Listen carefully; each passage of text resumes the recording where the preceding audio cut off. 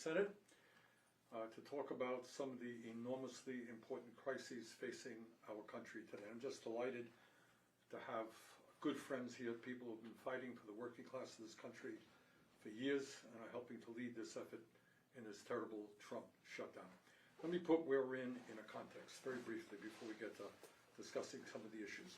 Why is there a shutdown? The answer is pretty simple. In the House of Representatives, a majority can pass a budget. In the United States Senate, you need 60 votes.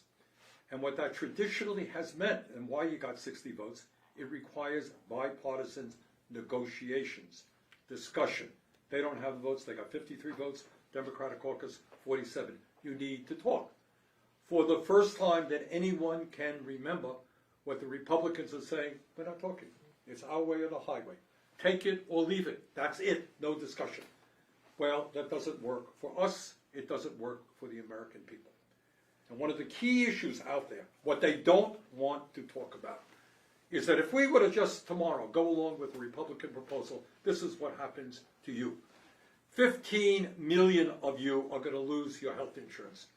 The health insurance system in America, as everybody knows, is broken today. 15 more million people will lose their health insurance. Tens of thousands will die because they can't get to a doctor, can't afford prescription drugs. That's not all. Under what the Republicans are pushing, over 20 million people will see their health insurance premiums double. Yeah, you heard that right. Double. You're already paying by far the highest prices in the world for health care. Well, think about a doubling of premiums, what that means. Well, we sent out a study just the other day, asked people to say, what does that mean? And the stories that we got back were heartbreaking. Not surprising, but heartbreaking. If you are seriously ill now and you lose your health care, what do you think happens to you? You die. That's what people are saying. If your family is barely hanging on economically now and you got to pay a doubling in your premiums, what do you think happens to you? You can't afford rent. Maybe you're homeless. Can't afford to buy decent food for your kids. That's the reality that we're in right now. That is what this shutdown is about. But I want to, after we talk about healthcare, I want to get into another issue. I want to start later on with Jeff Berkeley of Oregon.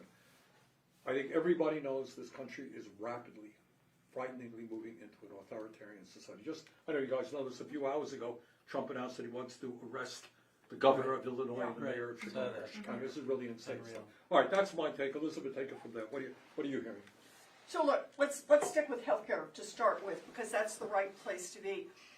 When we talk about what the Republicans want to do, it's not just a little bit. It's about health insurance premiums, you bet, touching people all over this country.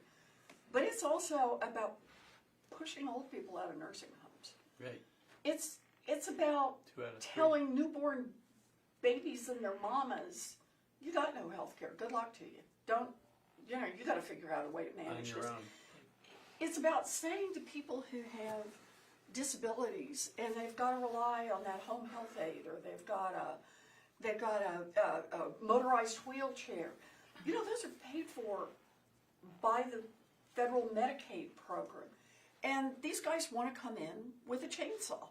And they just want to say, no. They want to cut that help to 10 million people is the best estimate. 10 million people who will still get sick, right? Who still need care, who's the grandmas with dementia who still need to be somewhere. They just want to take all of that away and push it back on families. So I don't know. Enormously important point. It's not just individuals. It's the ripple effect of this thing. Tina Smith, Minnesota. What's going on there? Well, as we're having this conversation, I'm thinking about this woman who I talked with this weekend when I was home. Okay, so she's a young woman. She got her health insurance through her family until she turned 26, thanks to the Affordable Care Act.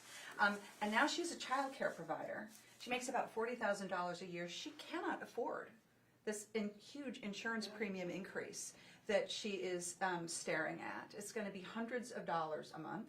and she can't afford it. Okay, so she's young and she's, healthy for now. And so she's probably going to make the decision of not getting any health insurance at all. And so think about what that means. So first of all, for her, it means she's probably not going to be able to start a family like she wants to right away because she can't afford it. But if she's not buying health insurance, then if she gets really sick, she's going to the emergency room. And that's going to cost all of us, right? It's not only is it immoral that she doesn't have access to health care, which should be a right and not a privilege, but it has a ripple effect on the whole community. And I bet everybody here is hearing some version of that story in your own states because it's so common. And it's why people are so pissed off about this, because they can see that it affects everyone. Chris Van Hollen, Maryland. Well, they showed us who they would fight for when they passed the so-called big, beautiful bill. We all worked very hard to stop it, but they ran it through. And I think all of us know that that was beautiful if you're a billionaire or a very rich person. For everybody else, it stunk. I mean, they cut Medicaid. That will throw 15 million plus people off of health insurance. It will slam nursing home care, lead to closures of rural hospitals. They cut food nutrition programs. But of course, they extended permanently tax cuts for the billionaire and the rich. The one tax cut that they let lapse is the one that allows middle-class families to afford their health insurance. You think that That's was the just an one oversight, tax cut Chris? they decided You think that was to just a let die. mistake on their part? Just die. Right. And so they left in place this ticking time bomb, which is going to go off completely and explode at the end of the year, and we're going to see these rising healthcare costs. They will impact every American at the end of the day. And it won't be just the end of the year. In Maryland, and I know all of our states, people are getting their notices right now as to what the increase will be. And in Maryland, we just, have been looking at the impact of this. If you look at the eastern shore of Maryland, it's a pretty rural area, and you take a couple that makes $90,000 a year, it turns out that for some of these plans that they've got right now, they're going to see a more than doubling of the premium. So here's a couple, $90,000 a year, pay more than double their current monthly premium. Right now they pay $1,000. It's over $1,100 more per month. So a plan that cost $641 right now will go per month.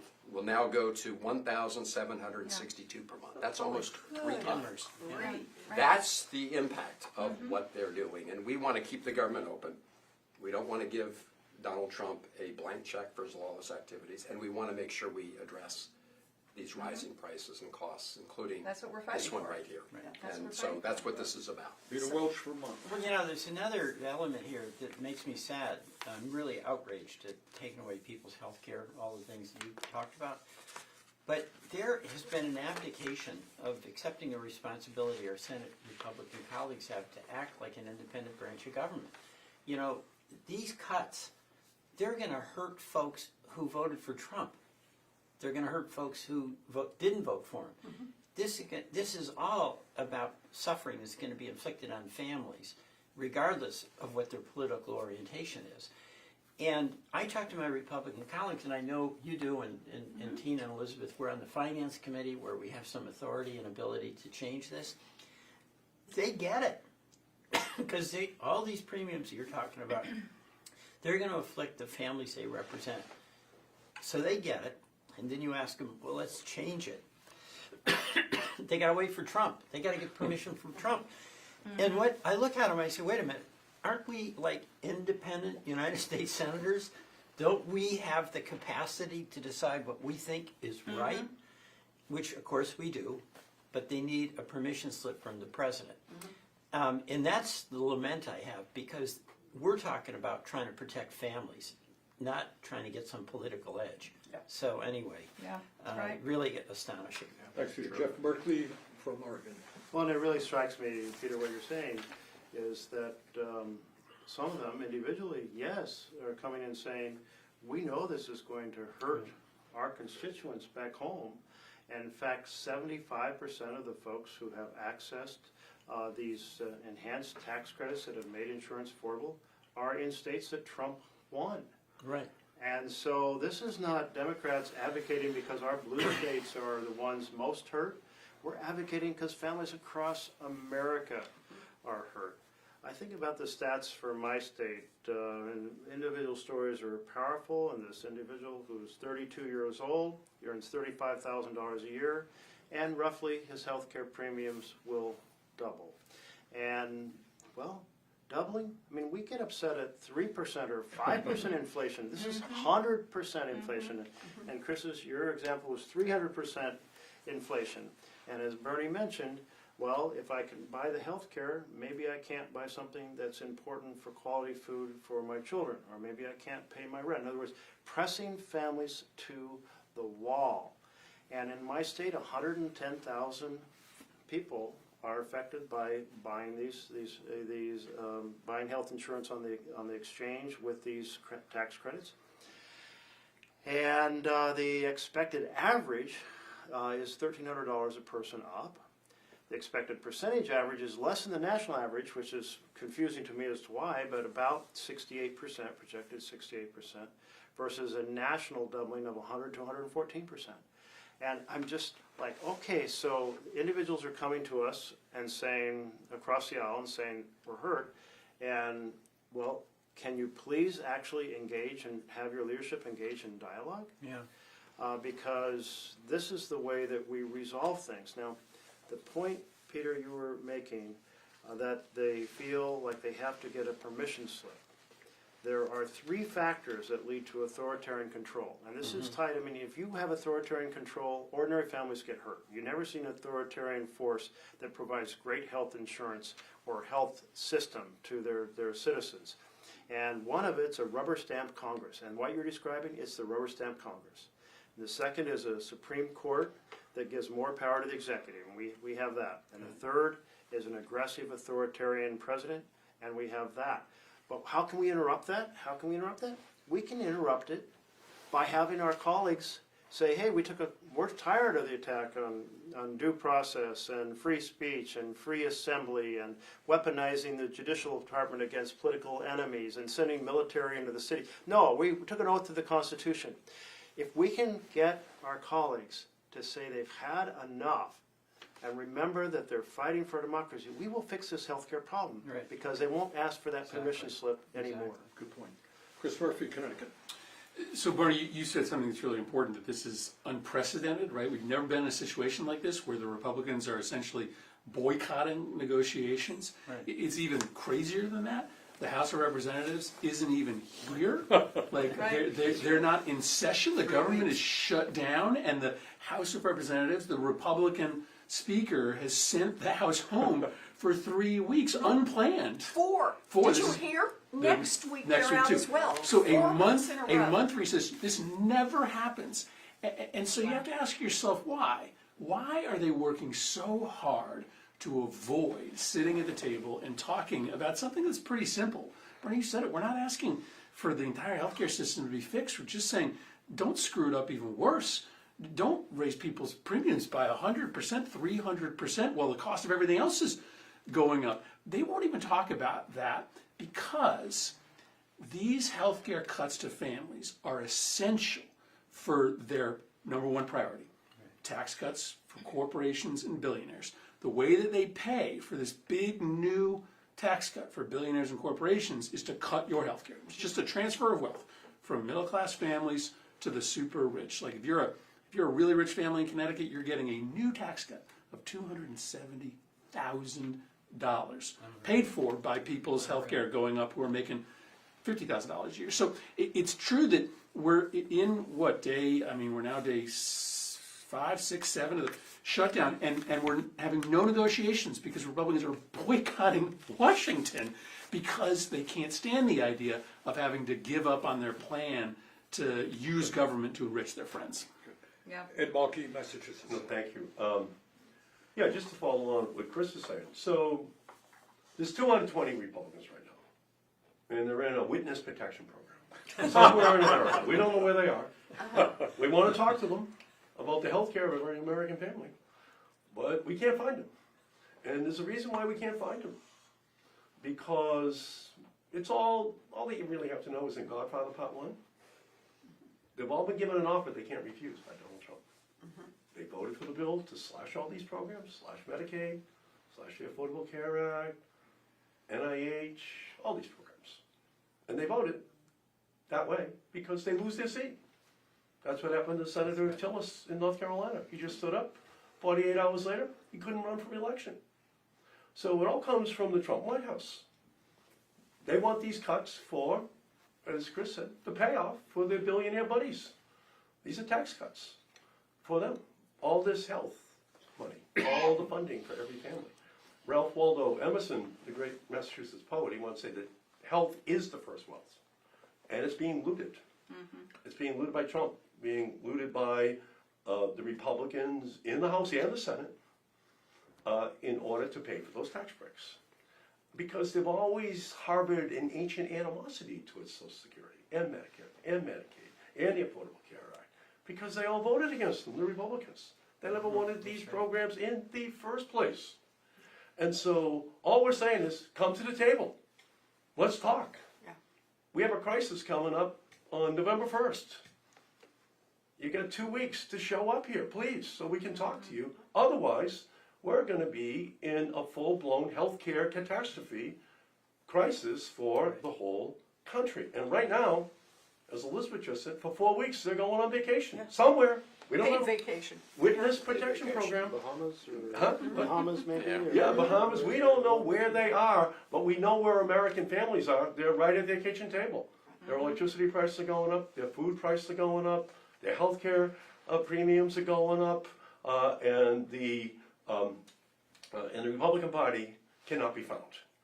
And so that's why this is so important. What you're doing, Bernie, having this as a way in which we can put out an all-point bulletin for the American people to find these Republicans and demand that they come back to Washington to talk about the health care for their families. Thanks. And of course, if they come back, they'll have enough votes in the House to require the Trump administration to discharge the Epstein files.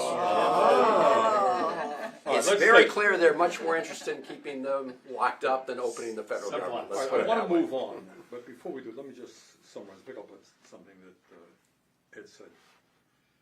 The system right now is in really bad shape. We don't have to explain to anybody in America that the current healthcare system is broken. I fear very much as the ranking member of the Health Education Labor Committee that literally, with all that we've talked about, this could take the system over the brink. Right. It could collapse. It could collapse. So what we're fighting for is for millions and millions of families. And by the way, let's make it clear, we are all progressive types. It's not just progressives who feel this way. There's a poll that came out from the Kaiser Family Foundation. 78% of Americans, including 59% of Republicans, want to extend the Affordable Care Act tax credits. Right. Polling numbers are almost as high to deserve Medicaid. That's what the American people want, and that's why these guys have disappeared. Bernie, before we leave this subject, can I just go back to something Tina was talking about insurance? And talking about people making the decision, how many people will just say, I can't do this. You're a guy. I mean, are you kidding? A family that goes, what'd you say, from $600 to $1,700? Very few people at that income level have an extra $1,100 that they can put in.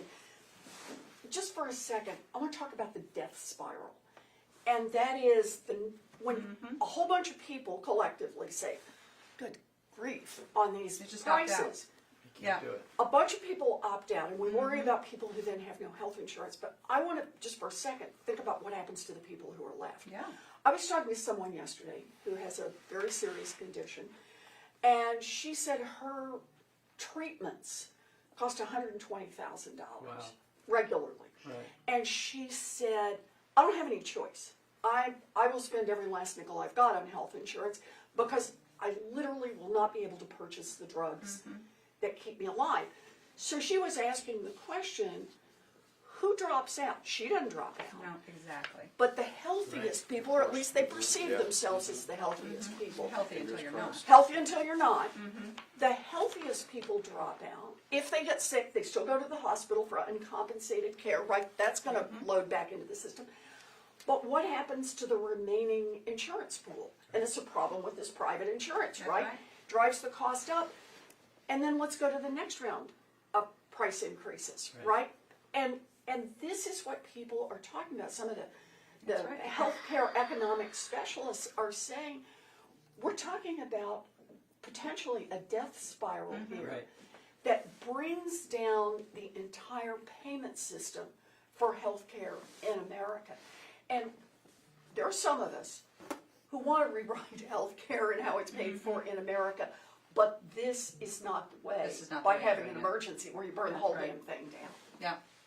All right, I want to shift a moment to something that I know concerns everybody in this room, and I think the vast majority of Americans, whether you're conservative, Republicans, progressives, independents, whatever you are. We got a president who does not believe in the Constitution of the United States, does not believe in the rule of law. Right.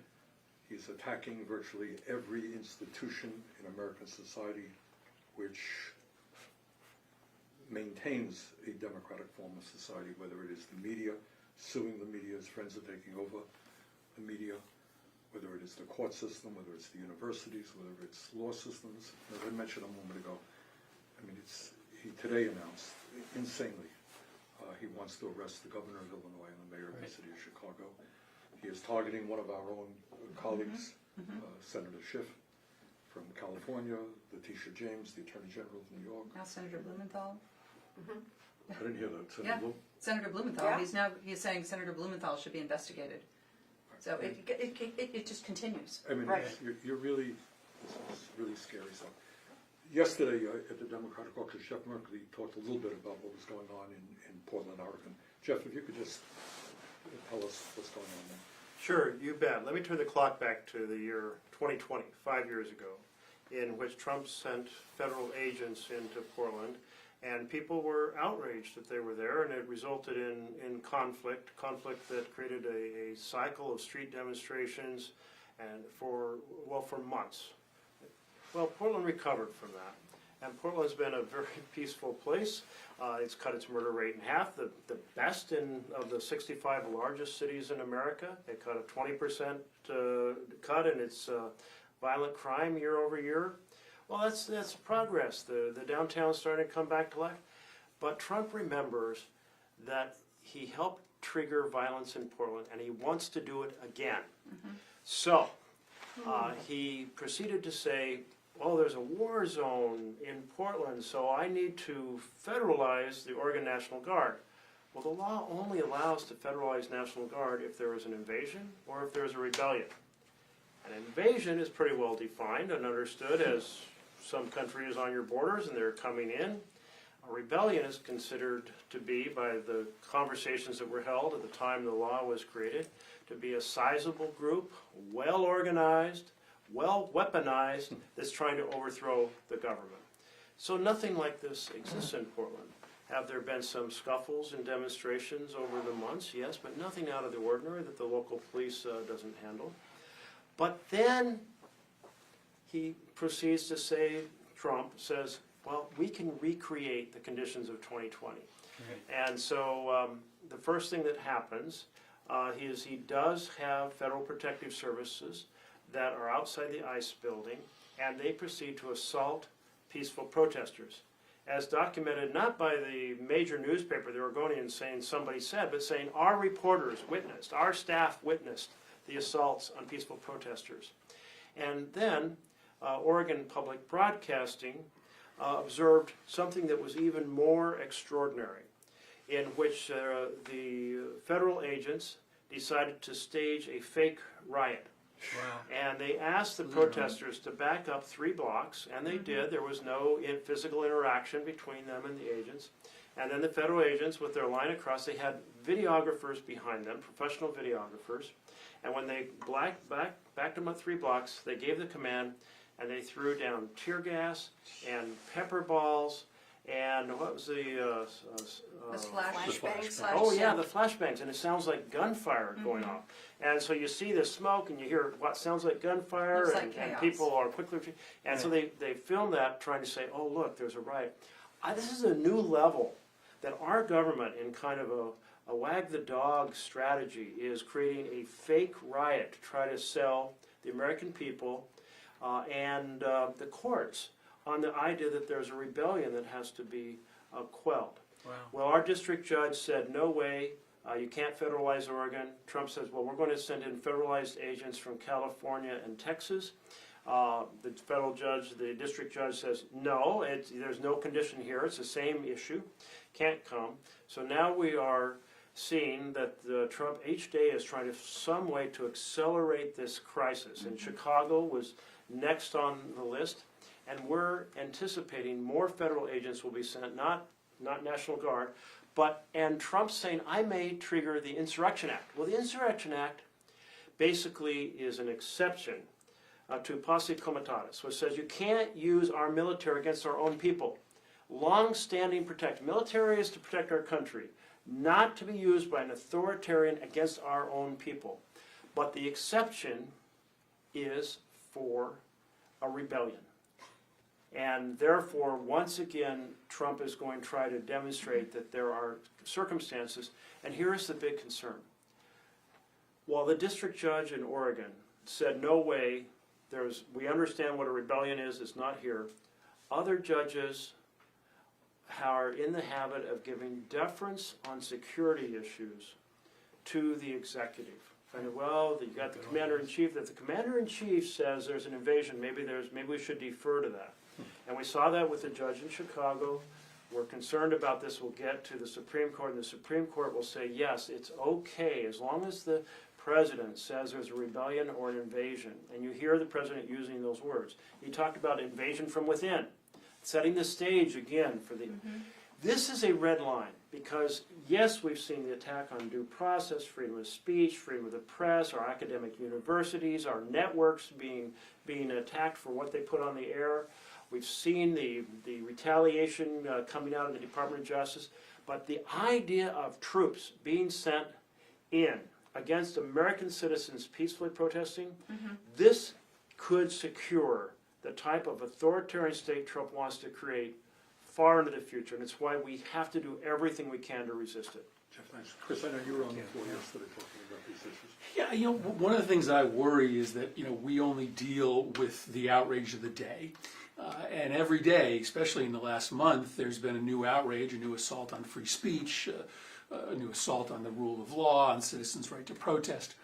But when you put it all together, right, this is where it looks like we are watching our democracy die, right? Because what he's doing is just raising the price for people to speak out against him. Right. If you speak out against him on TV, you'll get your show canceled. If you speak out against him in Congress, you're going to go to jail. If you speak out against him on a city street, well, the military is going to show up with tear gas and with helicopters. And we're naive to think that that doesn't have an impact, that people don't start to say, you know what, I'm just going to stay inside. I'm not going to come out and protest. I'm not going to volunteer for an opposition candidate. This is actually how democracies disappear. And so when I think about what we're fighting for right now as we're talking about this next budget, yeah, we're fighting about people's health care. We're trying to make sure that folks don't go bankrupt this fall.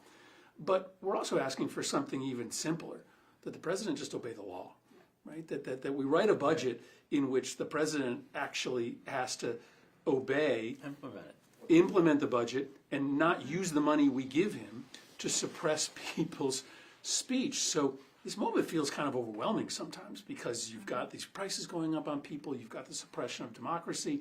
But when you really think about it, what we're asking for, boy, it's not the moon. Just don't make people's health care worse, and make sure that the president follows the law. But when you put all this together, Bernie, this is probably the most serious threat to American democracy, maybe since the Civil War. And it's not lost, right? He hasn't won yet. This is still in the people's hands to rise up and say, peacefully but forcefully, we're not going to allow for this corruption of our democracy to happen. But the budget can say something about the president having to actually respect the law when he spends the money that we authorize. Let me just jump in there. He is a schoolyard bully. Now, we were at a meeting yesterday. poll sticking. Let me throw this out. And what did he say about Democrats? What was the one word that the American people used? He We used say the that in word- public, is that all right? It said weak. Weak. That I was mean, the people. word. It's no. It's, And what Trump does, there's no great secret. I mean, we were at the State of the Union. I never heard anything like it. Attack you Yeah. personally, as a matter of fact. Yeah. I mean, insane. These are the enemies. You're the enemies. Not the opposition party. We respect. We work together. You are the enemies. You're insurrectionists. You're terrible people. And getting back to Chris's point, in my view, this is certainly about healthcare. God knows we talked about that. And it's about authoritarianism. This is a schoolyard bully. And if Democrats cave down, then all over this country people are saying we're scared to death. Who's going to stand up? But if we can rally the American people, and I know you have been active on October 18th, it's going to be maybe one of the largest demonstrations in the history of this country.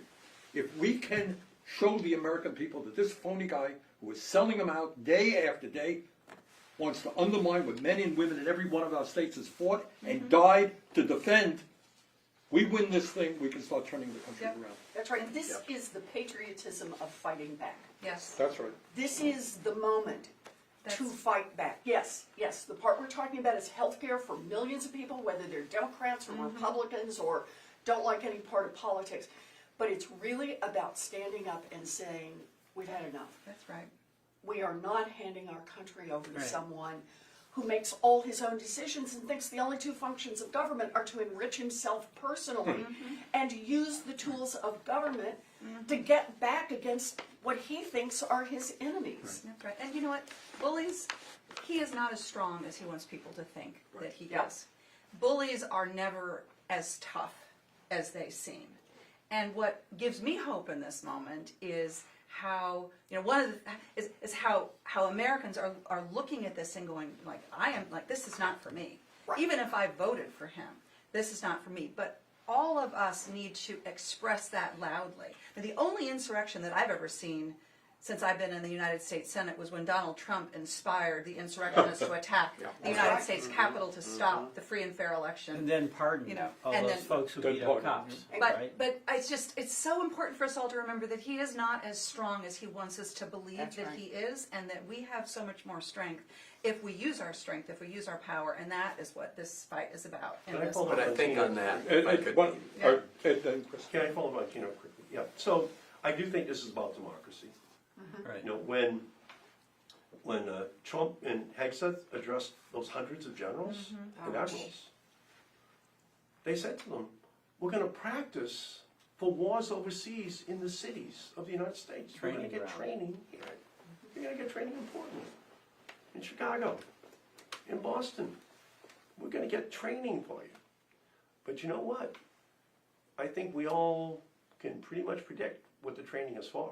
It's for Election Day in 2026, when those troops will be ordered into the inner cities of America, right by the polling places of minority groups in our country, to suppress the vote, to frighten those people from even going into the polling place in Atlanta, Georgia, in the cities of Cleveland, of Ohio, where these close elections are going to be Well, held. they're and doing to it try to every win way those they can. elections. I mean, just, we had the hearing in judiciary, and of course, the Civil Rights Division that we're all so proud of, the crown jewel, the Justice Department was down there fighting for desegregation, enforcing Brown v. Board of Education, enforcing civil rights and voting rights laws in those days when if you were a black person, you had to be able to give the number of jelly beans in a big jar in order to get the ability to vote.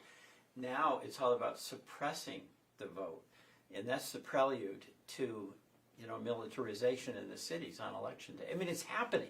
That's what I think a lot of folks know, but everybody's got busy lives, and it's hard to believe. I mean, that is something I remember. January 6th, being in the house, and the mob was breaking the door down. The shot went off about 20 feet away, and I was scared, but I didn't believe it was happening.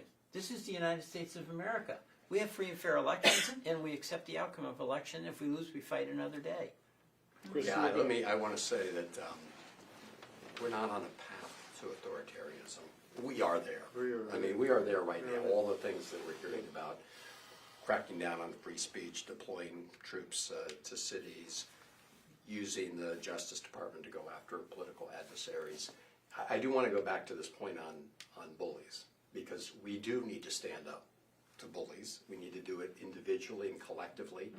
And you know, when my constituents ask me what they can do, I say that they can stand up, and they are standing up, and that is what No King's Day will be about. It is also important, though, that we call out those who cave in to this bully, because when you cave in, you just feed the bully. When you appease a dictator, you just increase their appetite. And especially these organizations that have the resources to fight, like law firms or universities, Right. when they cave in, they send a terrible message to everybody else. So I think, Oh, you mean like the whole Republican Party? well, yes, In Congress? they have totally, No, they've well, no, but they've I mean, they've contracted out their constitutional duties to Donald Trump. We know that. They're Contracted rubber out stamp. body parts. Rubber stamps. But I think everybody in America has a role to play right now. Individuals can stand up. One of the reasons that you saw, you know, the Trump back down and ABC back down on the Jimmy Kimmel case was because people started canceling their that's right. subscriptions to Disney Plus. Sinclair is in the state of Maryland. So even after they started airing Jimmy Kimmel in some places around the country, they were keeping him off the air until people protested, and Sinclair then reversed itself. But my point is that the natural inclination of a lot of these sort of financial interests is to go along, to appease the dictator, because they think at the end of the day, if they appease the dictator, that he won't come after them. Right. And the lesson for all of us is it will just put all of our rights at risk. So yes, we have to stand up individually, but let's also make sure that we call out those who are folding, because they put all of our rights at risk. Yep, Let that's right. me ask you guys this. We all know Republicans, and not every Republican is an authoritarian or a terrible Right. conservative. Not against the law to be conservative. Why, with very few exceptions, I think somebody mentioned Tom Tillis decided that would beautiful bill would be a horror show for North Carolina, opposed it, 2 days later he was out of the race. Do we have any hope that some of these Republicans will say, you know what, I was elected by my constituents, I believe in the Constitution, I disagree with Democrats, but they're not my enemies, I'm not gonna put them in jail.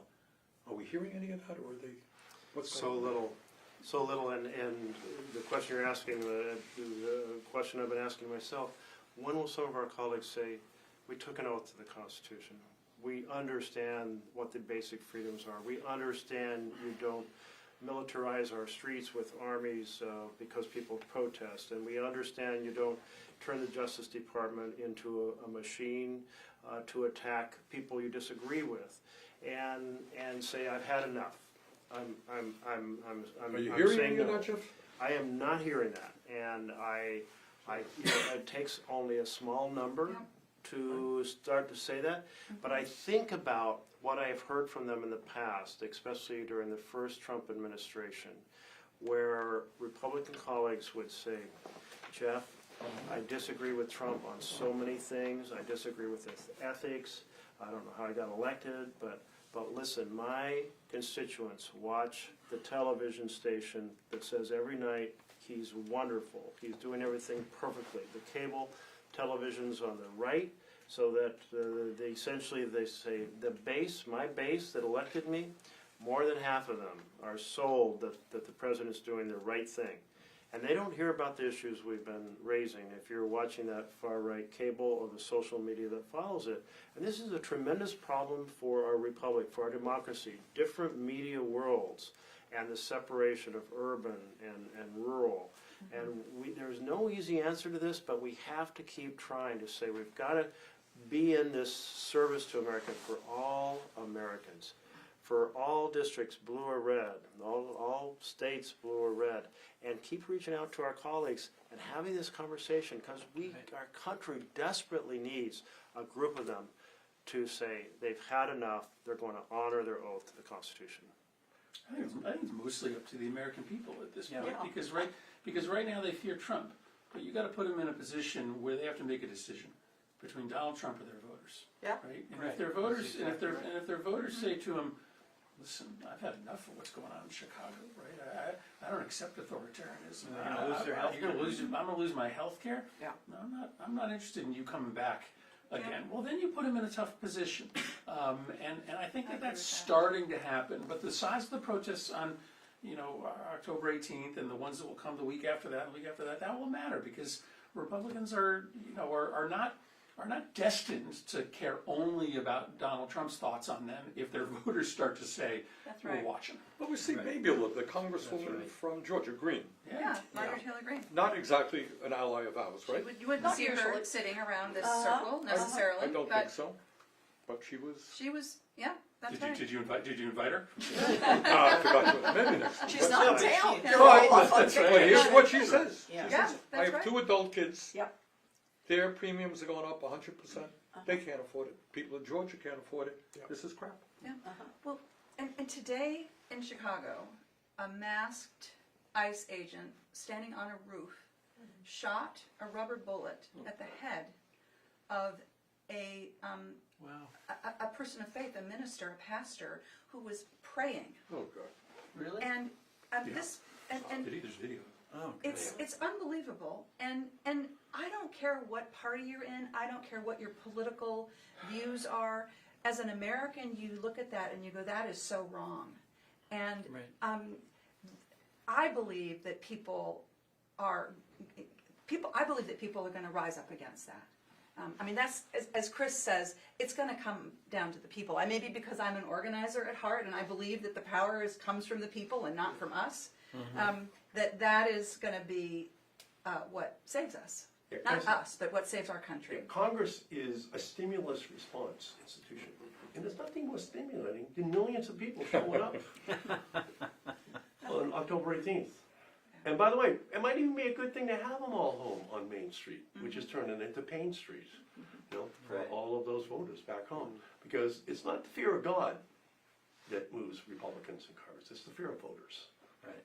And the more that we fight on healthcare, the more that we fight on this issue that is on every single kitchen table all across the country. And again, we don't even raise Medicaid here, but they're cutting that by $1 trillion. It's 2/3 of all people in nursing homes, grandma and grandpa. Right. They're on Medicaid. Half of them have Alzheimer's. Nursing homes. They'd go home. They'd have to go home.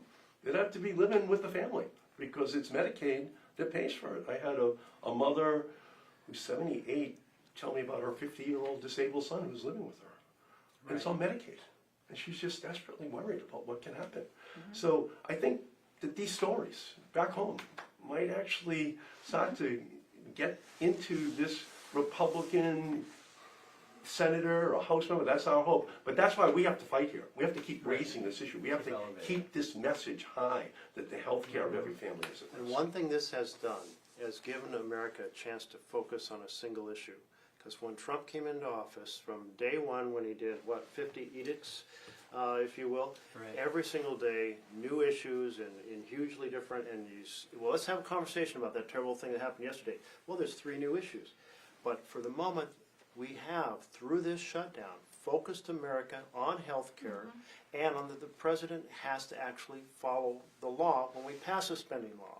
And so it does touch everyone. There's like 4 foundations for families to thrive: healthcare, housing, education, a good paying job.